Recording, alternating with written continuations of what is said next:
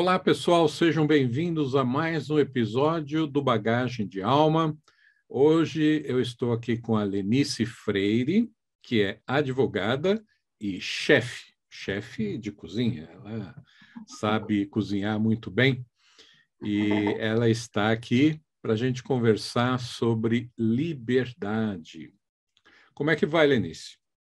Tudo ótimo, e você? Tudo muito bem, tudo muito bem. Em primeiro lugar, eu queria só agradecer a oportunidade de estar aqui, a confiança, o convite. Muito obrigada. Ah, não por isso. Eu que agradeço você ter aceitado o convite. Prazer. Lenice, esse assunto de liberdade está sendo muito falado hoje em dia. É um tema que oferece campo assim para muita discussão. Então, eu vou começar colocando você na fogueira aqui, né? Você acha que dá para definir esse tema aí de liberdade? O que você poderia dizer para a gente sobre esse tema tão importante? De fato, ele é extremamente relevante Uhum. e ele foi estudado por filósofos, inclusive, ao longo da história, a gente pode dizer. E eu gosto de uma definição do filósofo Herbert Spencer. É uma definição bem famosa que diz assim: a liberdade de cada um termina onde começa a liberdade do outro. Parece tão básico, mas é uma coisa importante, porque essa definição coloca que para tudo há um limite. Né? Não dá para a gente fazer tudo o que quiser se for em prejuízo do semelhante, do próximo. Lógico, claro. Aliás, eu tenho para mim o seguinte, que quem faz alguma coisa em prejuízo do próximo, seja de que maneira for, ou por ações, ou por palavras, ou até por pensamentos e sentimentos, essa pessoa, ela abre mão voluntariamente da própria liberdade, mesmo sem ela saber. Porque com essa maneira de atuar, de agir, ela se enreda nas leis da criação, principalmente na lei da reciprocidade, e dela ela não se libertará até que tenha remido seu erro, ou seja, ela perde a liberdade. Eu concordo plenamente, porque geralmente a liberdade ela é entendida como a decisão na hora de escolher. Então, ela se liga aos conceitos de autodeterminação, de independência, de autonomia, mas isso realmente só é válido se a gente não causar dano ao semelhante, porque Claro, senão claro, lógico. dá. Sim, é bem importante a gente sempre ressaltar esse aspecto do conceito de liberdade. Certa vez, viu, Lenice, há muito tempo atrás, há anos, eu fiz um post que dizia o seguinte, né? Até vou mostrar aí na tela, para quem está assistindo já está aparecendo. Liberdade é poder escolher os próprios caminhos, percorrê-los no ritmo que se desejar e aprender sozinho com o que neles encontrar. Ficou até poético, né? Até rimou. Mas eu recebi uma crítica muito contundente. Né? A pessoa disse que isso aí não é liberdade. O que você acha? É ou não é? Eu concordo com essa definição. É. Talvez esteja tão completa, possa se, Não, né? pois é, talvez incompleto, né? Foi o que eu pensei também. A pessoa que criticou e que não falou comigo, né, antes de espalhar aí que o conceito estava errado, ela disse que a liberdade só existe em viver segundo as leis da criação. E isso está literalmente certo. Só que, sem essa liberdade básica, que eu falei aí nesse post, tão simples, tão singelo, né? Ninguém consegue viver segundo as leis da criação. Essa é a liberdade básica. Né? É verdade, eu concordo. Então, nesse caso, uma tal pessoa ela estará se sujeitando a dogmas e verdades estabelecidas por crenças e religiões, isso é importante escolher seu próprio caminho. Essa liberdade primeira, da sua primeira definição, ela pode se dizer que ela é uma premissa para uma Isso, liberdade mais ampla, a isso, isso. real, espiritual. Sim, exatamente, é isso mesmo, é uma premissa, tanto que depois eu complementei o post. Aliás, era para você falar de liberdade, eu estou falando aqui mais, né? Daqui a pouco a gente volta para você. Só para eu complementar o post aí. Então, eu complementei o post ficando assim, o post final ficou assim. Essa é a liberdade básica, a liberdade fundamental, da qual o ser humano não pode abrir mão.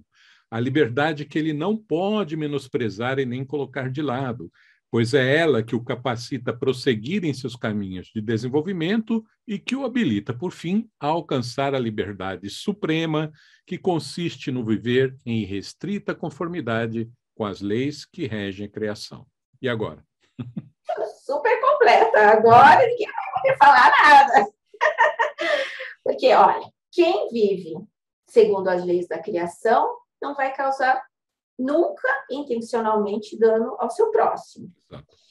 Então, a gente não pode esquecer nunca que nós somos seres espirituais. Essa é uma premissa da qual parte tudo, né? Básica. Então, eu digo assim, o que realmente importa não são assim as decisões cotidianas, o que eu vou comer hoje, apesar de que tudo tem suas consequências. Se eu comer só coisa ruim, ele vai ter uma consequência no meu organismo. Mas, enfim, o que importa realmente são as decisões que partem do espírito, né? E essas, sim, elas são muito importantes porque elas são decisivas para toda a nossa existência, não só para essa vida, mas em outros planos, quando a gente parte em outra vida. Sim, sim, sem dúvida. Imagino que muitas pessoas procurem a liberdade em algum lugar especial, em alguma região, em alguma situação, quando, na verdade, ela está dentro de nós, ou mais especificamente, nas resoluções espirituais que a gente toma. Olha só, Lenice, a gravura que a nossa grande amiga Paloma preparou para esse episódio aqui sobre liberdade. Então, essa gravura, para mim, ela me diz muitas coisas. Primeiro, que a liberdade é interior. Nós não vamos simplesmente encontrá-la, conforme você estava dizendo, em algum lugar ou em alguma situação. Ela está dentro de nós. Depois, que a liberdade, ela pressupõe um caminho, uma caminhada, um alvo. A gente vê nitidamente que a personagem da gravura está direcionada a um alvo. E isso porque lei da criação, movimento. O movimento é necessário, o movimento espiritual, para se chegar à liberdade. Sim. Então, esse movimento, inclusive, eu acho razoável destacar que ele não é só corporal. Por que eu digo isso? Porque tem pessoas que procuram a vida inteira manter um equilíbrio corporal. Então, faz muita atividade física e tal, mas não é só o corporal. Na verdade, o corporal, ele é uma parte necessária, mas o mais importante é o espiritual, porque nós somos espírito. Então, o nosso cerne é espírito. E o espírito tem que se movimentar em busca do aprimoramento, da sabedoria, de vencer as próprias fraquezas, as suas limitações. Essa movimentação é em sentido amplo, né? A gente precisa se movimentar nas três esferas, física, anímica e espiritual, para a gente permanecer... Agora, outra vez, agora ficou completíssimo. Exatamente, para a gente permanecer uma criatura sadia na criação e que contribua para o embelezamento e desenvolvimento da própria criação. Né? Que é essa a nossa função, na verdade, né? E, se você me permite, eu queria destacar, citar uma frase da mensagem do Grau, de Abidrushim, que diz assim: o ser humano que permanece acorrentado interiormente será um eterno escravo, mesmo que seja um rei. Pois então, você vê que pode existir um rei que não tem liberdade. Se ele está interiormente acorrentado, ele não tem liberdade. Perfeito. Essas correntes aí, elas, às vezes, elas nem são sentidas como um peso, como algo que escraviza, mas, do ponto de vista das leis da criação, elas são claramente correntes que prendem e que, assim, impedem a liberdade espiritual. Sobre isso, inclusive, eu gostaria de ressaltar os esclarecimentos de Abidrushim sobre o real significado dos 10 mandamentos, que, na realidade, são auxílios para o nosso caminho como espíritos humanos. Não obedecer a qualquer um dos mandamentos da maneira correta, como eles foram transmitidos do alto, em seu verdadeiro sentido, é a mesma coisa que colocar algemas espirituais sobre si mesmo, ou seja, abrir mão da própria liberdade. Perfeito. Então, o primeiro mandamento. Eu gostaria de destacar, então, o primeiro mandamento. Vamos ouvir. O primeiro mandamento diz: eu sou o Senhor teu Deus. Não terás outros deuses ao meu lado. E algumas vezes também é expresso: amarás a Deus sobre todas as coisas. Então, se uma pessoa coloca um filho, uma mulher, a sede do poder, o dinheiro, qualquer coisa, acumulação de bens, qualquer coisa que ela colocar acima de tudo, fazendo qualquer coisa por isso, esquecendo de tudo, o que vai acontecer? Ela vai estar transformando isso num pendor. E esse pendor, ela transforma simbolicamente num bezerro de ouro. E o pendor é a predileção por algo. Sim. Então, dessa forma, como você estava dizendo, a pessoa, ao não observar esse primeiro e mais importante dos mandamentos, ela não tem como ser livre como criatura humana. Ela vai estar acorrentada a cada um desses pendores que ela tiver. Sim, exatamente. Eu fico imaginando quantas pessoas, Lenice, não se acorrentam interiormente dessa maneira, né? Colocando... Pois é, estão imaginando que estão seguindo o primeiro mandamento e não estão. Aí elas geram outros bezerros de ouro que colocam no lugar do próprio Criador. Isso sem falar daquelas que efetivamente desejam o mal para o semelhante. Sim, porque mesmo que a pessoa não tenha a concepção, a percepção de que não existe uma injustiça, de que tudo está dentro da justiça divina, se ela é atingida por alguma coisa, por meio de uma pessoa, e ela se sente vítima e quer revidar, de alguma forma, ela já está desejando mal para outra pessoa e já está incorrendo contra as leis da criação. Sim, e às vezes a gente não tem uma visão ampla das coisas, de todos os fios entrelaçados que são gerados no mundo mais fino, né? Às vezes nem é uma injustiça real, mas apenas o retorno kármico que aquela mesma pessoa cometeu nesta ou numa outra vida. Perfeito, é verdade. Pois então, falando nisso, há uma série de bastante sucesso chamada Revenge, que é Vingança, onde uma moça passa a vida procurando se vingar de pessoas que destruíram a família dela.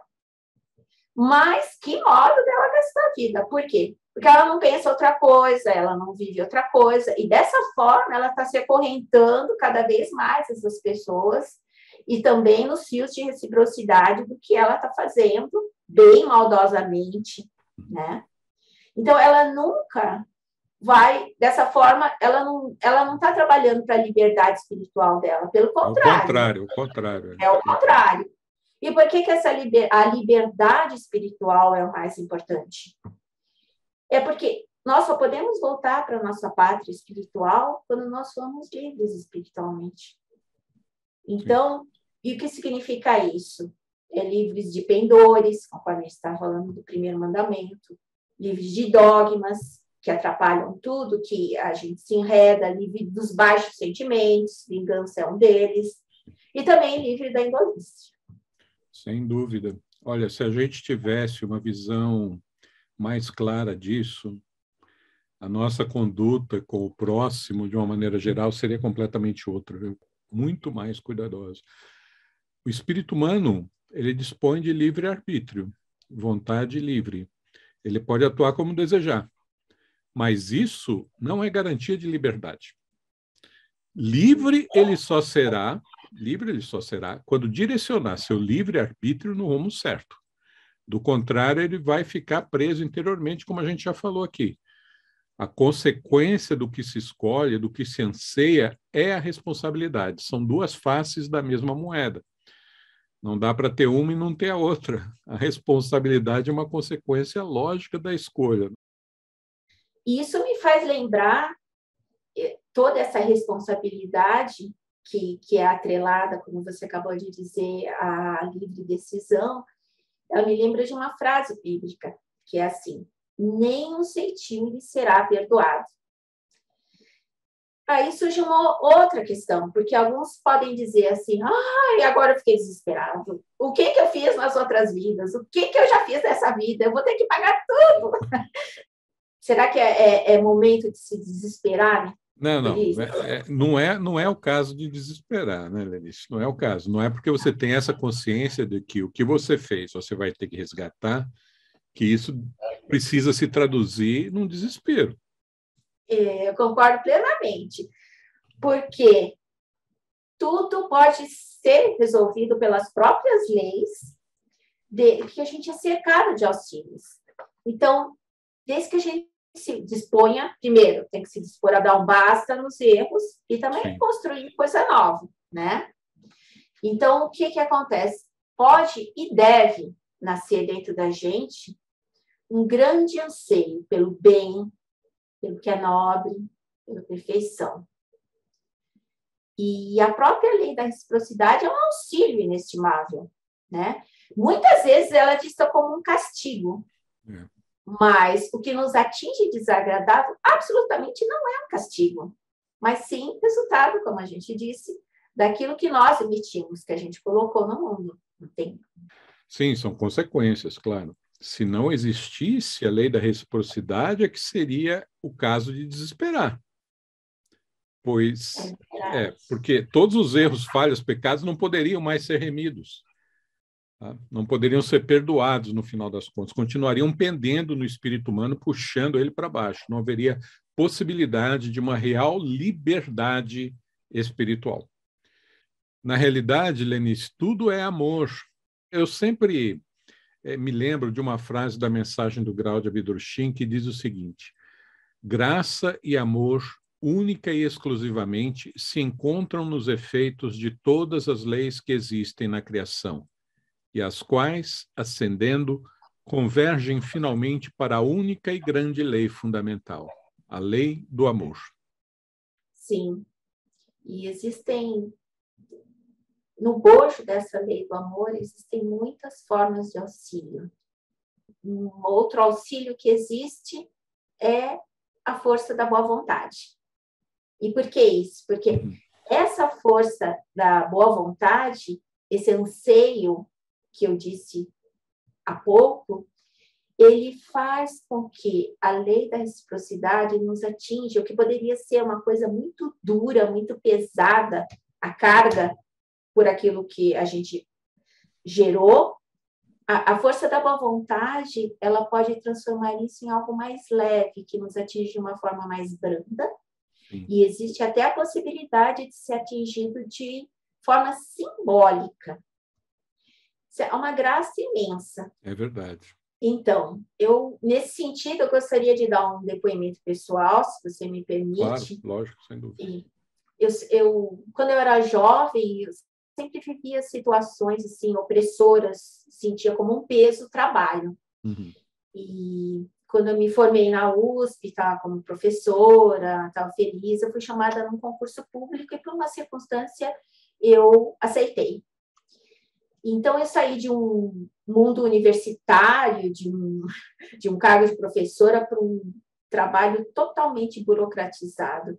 E que muitas vezes aquilo era pesado. Eu sentia um peso, mas, ao mesmo tempo, eu refletia que tudo isso que estava me atingindo, essa circunstância, eu sentia que era porque em outras vidas, eu havia negligenciado esse aspecto do trabalho, assim como eu era oprimida, eu tinha oprimido e tinha sido indolente em trabalho. Então, isso foi uma vivência minha durante 7 anos. Após 7 anos, exatamente 7 anos, aconteceu uma reviravolta e eu fui para outra instância, eu trabalhava na Justiça do Trabalho, fui para outra instância e nunca mais eu senti como opressora o trabalho, nunca mais. Foi uma coisa tão maravilhosa na minha vida, perceber, sentir que eu tinha remido, foi fantástico. Bom, você, Lenice, você chegou a essa conclusão porque você já sabia que nada pode nos atingir, né? Nem um fio de cabelo pode ser arrancado da nossa cabeça se nós mesmos não tivermos dados motivo para isso, né? Nessa e em outra vida. Então, esse reconhecimento prévio certamente facilitou para você nessa situação difícil da vida. Imagino eu, né? Verdade, foi o que me deu alento, o que me segurou, o que me fez ver e superar essa questão. Sim. Então, eu considero que se a gente não entender os porquês da vida, é impossível ser livre. E esses porquês, eles ficam claros para a gente justamente quando a gente entende as leis da criação, começando pela lei da reciprocidade. Tá bom, Lenice, eu acho que foi muito importante aí esse seu depoimento, as vivências que você contou. Imagino que a gente conseguiu transmitir um conceito mais abrangente desse tema tão importante que é a liberdade.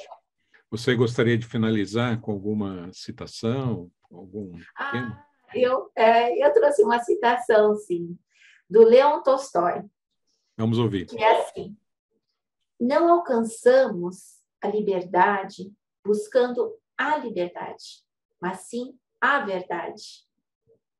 A liberdade não é um fim, mas uma consequência. A liberdade é uma consequência de encontrar e viver a verdade. É isso. Perfeito.